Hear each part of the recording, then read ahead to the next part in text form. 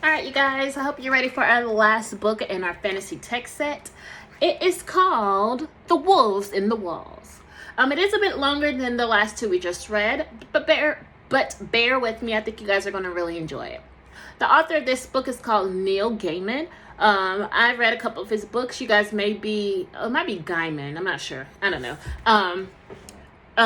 If you have ever read or watched the movie Coraline, that's the book that he is very famous for. He tends to write books that are a little spooky, a little suspenseful, and this book is very similar to that. I'm going to go ahead and dive in so we don't waste too much time, and I hope you enjoy it. The Wolves in the Wall.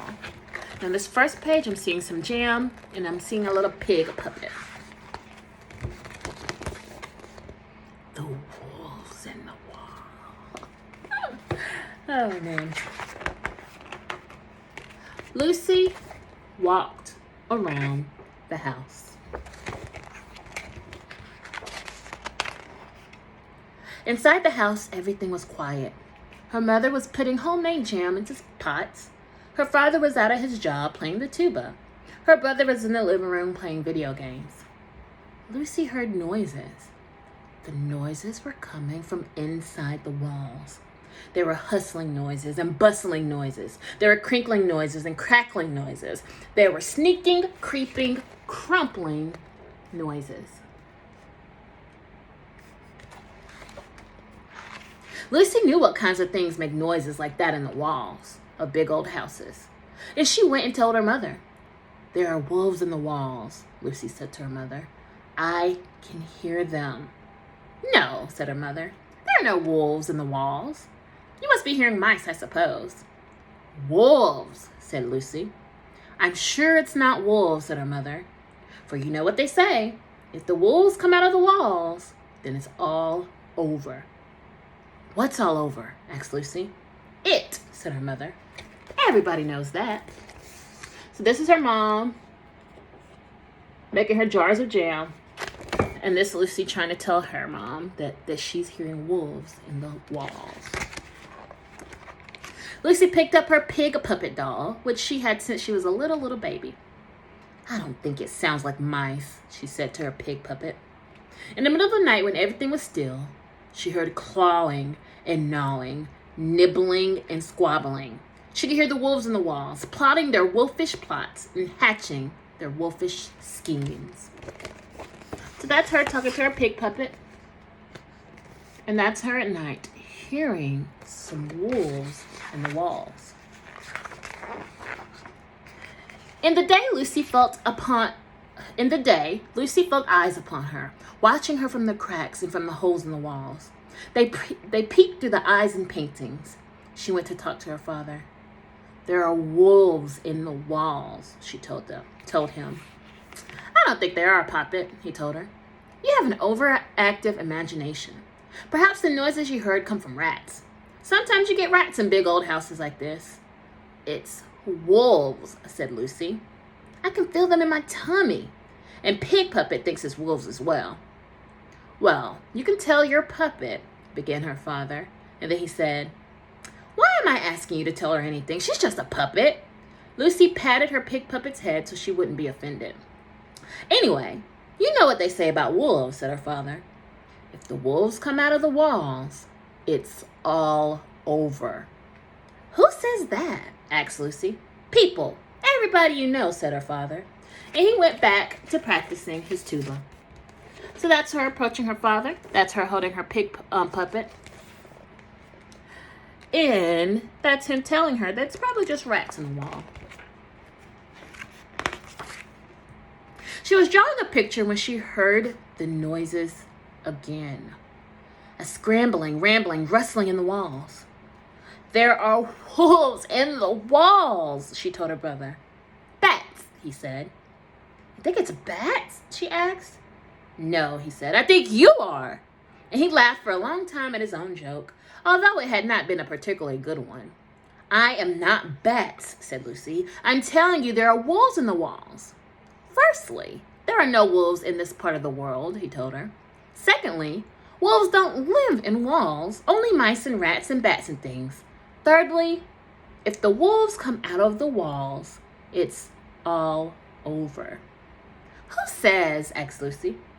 Mr. Wilson at my school, said her brother. He teaches us about wolves and things.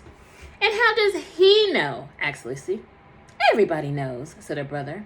And he went back to doing his homework. So that's her approaching her brother. This is, she thinks the wolves are on the wall, and that's them having their conversation. And you see she's holding her pig puppet in her hand. The next day, the noises were louder. We have to do something about those mice, said her mother. Pesky rats, said her father. I'll call someone up about them in the morning. It's bats, I know it is, said her brother happily.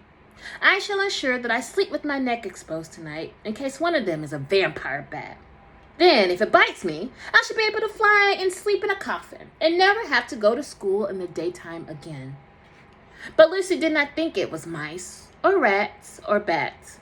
She shook her head at this sad display of ignorance. Then she cleaned her teeth, and she kissed her mother and father, and she took herself off to her bed. The old house made no noise that night. I don't like it, Lucy told her pig puppet. It's too quiet. But soon enough, she closed her eyes, and she was fast asleep. In the middle of the night, there was a howling and a yowling, a bumping and thumping, and the wolves came out of the walls.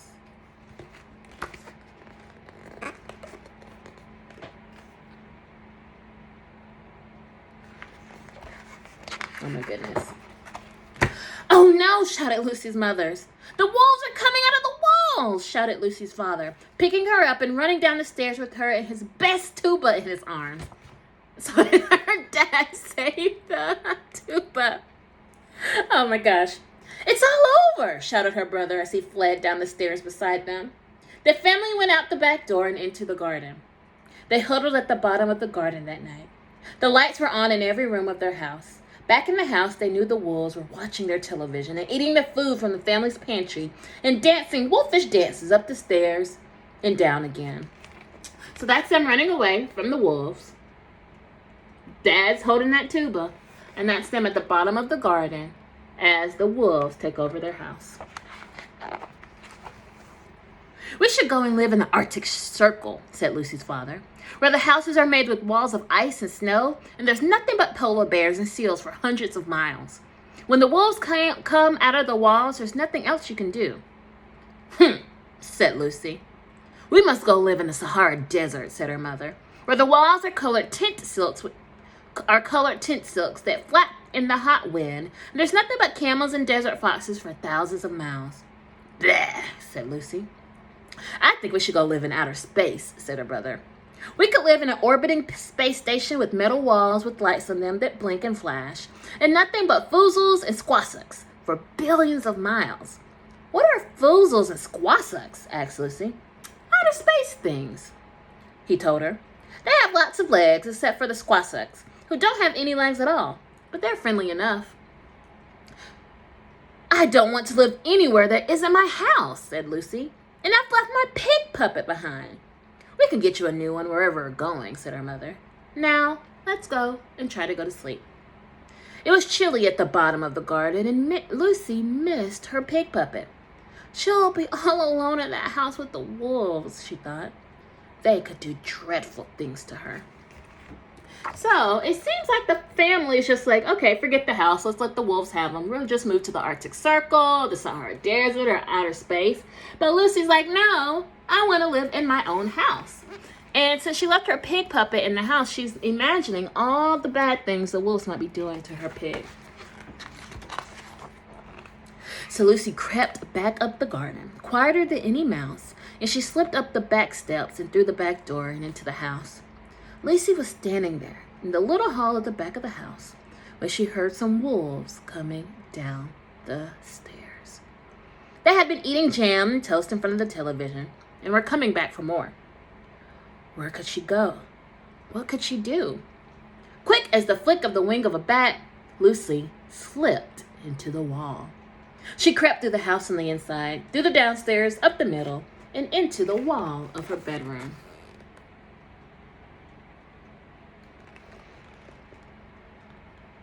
So she snuck back into the house, and she didn't know where to go, and she went into the walls. There was a huge wolf, fat as anything, asleep on her bed. He was wearing her socks, 2 on his back paws, 1 in his ear, and 1 on the tip of his tail. He was snoring very loudly. Lucy pushed open the picture that hung over her bed, and she climbed down. Carefully, quietly, and she picked up her pig puppet from the floor and gave her a hug. "Snortle, snort," snored the wolf, fast asleep. Quiet as a shadow, Lucy climbed up to the top of her old doll's house, and from there to the top of a chest of drawers, and from there to the mantelpiece, and behind the picture, and back into the walls. It's kind of nice in the walls, she thought. So that's the wolf with the sock on his ear, 2 socks on his hind legs, and that's her sneaking in to get her pig puppet. Then she sneaked back out, back into the walls. "I was worried sick about you," she told her pig puppet, and she squeezed her very tightly. Through the walls crept Lucy, and back into the garden. "Where have you been?" they asked her. "I had to go and get my pig puppet," she told them. "I told you I would have bought you a new one," said her mother. "One that was pink and new and not going gray." "That was why I went back, to get my pig puppet," said Lucy. And she went back to sleep, cuddling her pig.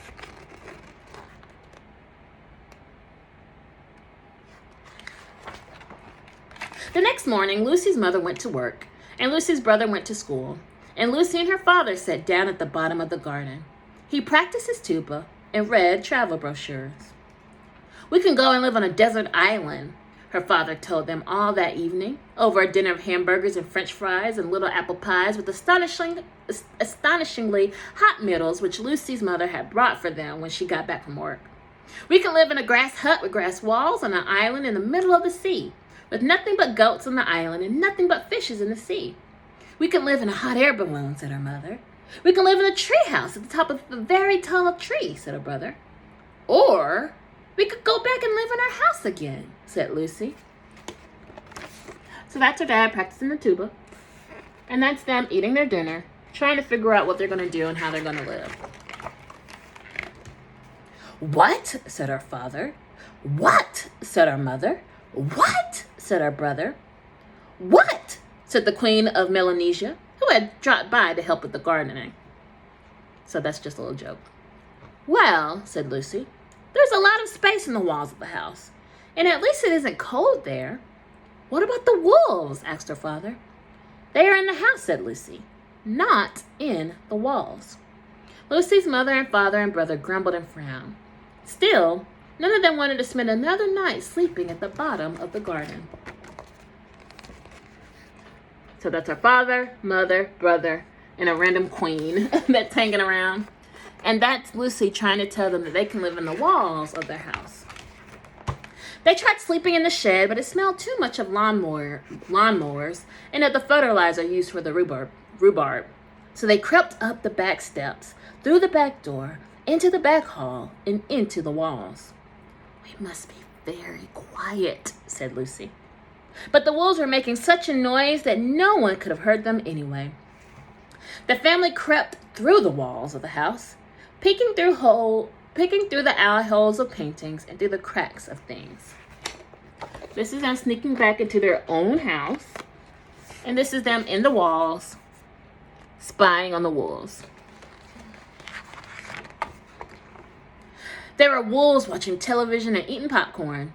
They had turned the television up as loud as it would go, and they had spilled popcorn all over the floor, where it stuck to the unfinished slices of toast and jam.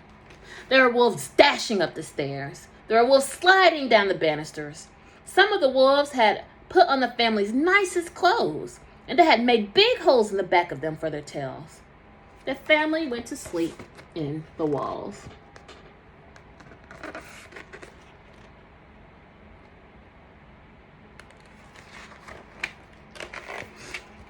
In the middle of the night, something woke them up.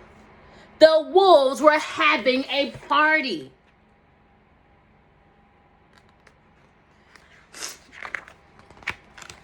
They were singing and dancing and telling jokes.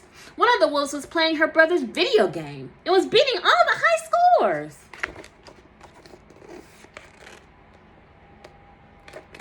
Do you guys think wolves can really play video games?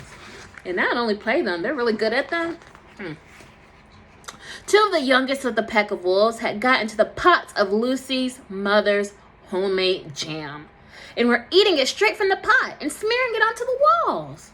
The biggest, fattest wolf of all was playing an old wolf melody on Lucy's father's second best tuba.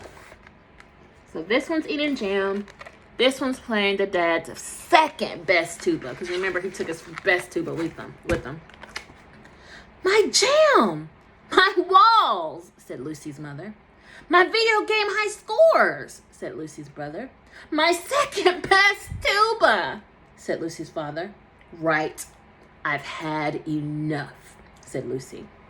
There wasn't much in the space between the walls, just an old broken chair. Lucy picked up a chair leg. You know, I've had just about as much as I can take of those wolves too, said her father, said her mother, said her brother. Each of her family picked up a broken chair leg. Ready, said her mother. Ready, said everybody else.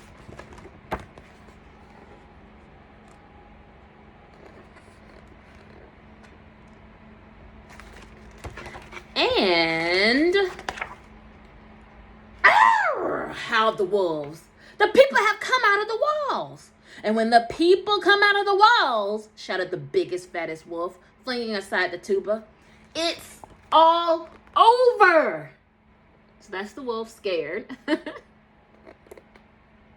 And that's them howling. And they're saying it's all over when the people come out of the walls. That seems pretty familiar, huh? Round and around they ran, gathering up their most treasured possessions. Flee, they shouted. Flee, flee, flee. For once the people come out of the walls, it's all over. Down the stairs went the wolves, scurrying and hurrying and tumbling over each other in their hurry to get out of the house and get away. Whose idea was this anyway? Moaned one of the wolves. This is them running out of the house. And the wolves ran and they ran and they ran and they ran and they ran and they ran and they didn't stop running until they got somewhere where there would never be any people in the walls who would come out in the middle of the night whooping and singing people's songs and brandishing chair legs. And whether they went to the Arctic or the desert or outer space or somewhere else entirely, nobody knows. But from that day to this, those wolves have never again been seen. It took the family several days of cleaning up to make the house look anything like it did before the wolves came out of the walls. So this is the family. You see they're holding their chair legs. Here's the wolves running away.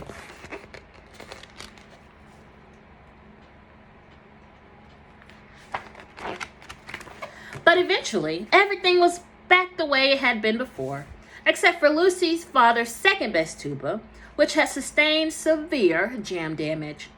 So Lucy's father sold his second best tuba and bought a sousaphone instead, which he had always wanted. And everything went back to normal. Until Lucy noticed something funny. She heard rustlings and scratchings and squeezings and creakings in the old house. And then one night, she heard a noise that sounded exactly like an elephant trying not to sneeze. So that's the dad with the sousaphone. And that's her hearing something in the middle of the night. What do you guys think it is? She went and got her pig puppet. Do you think I should tell the rest of them, she said?